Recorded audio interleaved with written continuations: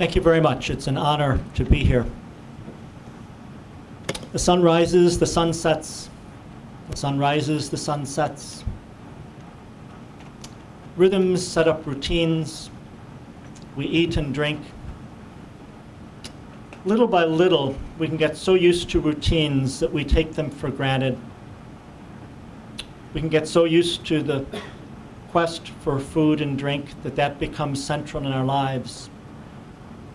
And so when Muslims arrest the usual routine and fast from sunup to sundown, that exerts a call to attention to all of us, not only to Muslims, but for me as a Catholic, for followers of other religious paths.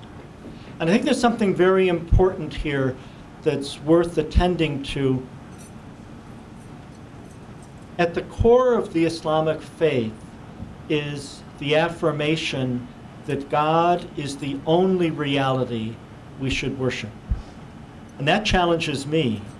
It's directly out of the prophetic heritage of ancient Israel. And it calls me to stop and think, what do I worship functionally in my life? What do I make my God in ways that detract from the one true God? In fasting, Muslims both give honor to God. They recall the events that led to the Qur'an. They celebrate the Night of Power, which took place on some evening during this month. And they also extend concern for others. The Second Vatican Council, the leaders of the Catholic Church expressed their respect for the Islamic tradition, and they singled out 3 practices of Muslims that resonate very deeply with the Catholic tradition: prayer, fasting, and almsgiving. And I like to think of those 3 together. We pray towards God, both Muslims, Catholics, followers of many, many other religious paths as well.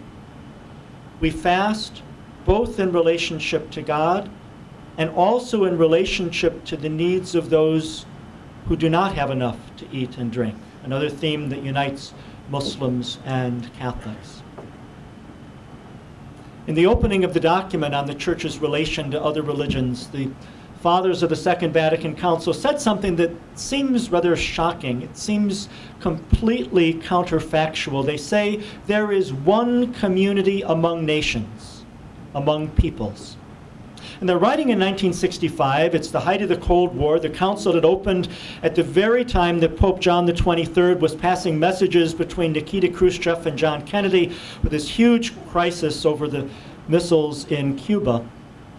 They knew the world is rent into many, many different divisions. And yet they proclaim, we are one community.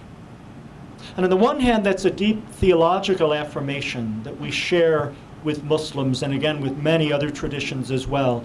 We have a common origin in God and a common final destination in God. But it's also a challenge. If we are this community in relationship to God, then we should live that way. And so the leaders of the council pleaded with Muslims and Christians alike to forget the animosities of the past and work together. And this is what I've seen in practice with the members of Hizmet, the followers of Fethullah Gulen, around the world in various places where I've been welcomed and hosted. In one situation after another, they're reaching out, looking for what values we share, which are so much more important than the areas on which we differ, seeking to build up the human community. And so I'm delighted and honored to be here this evening. The witness of the Muslim community around the world is a profound challenge to me as a Catholic to reflect upon my own faith and to work in shaping this one community in which we all share.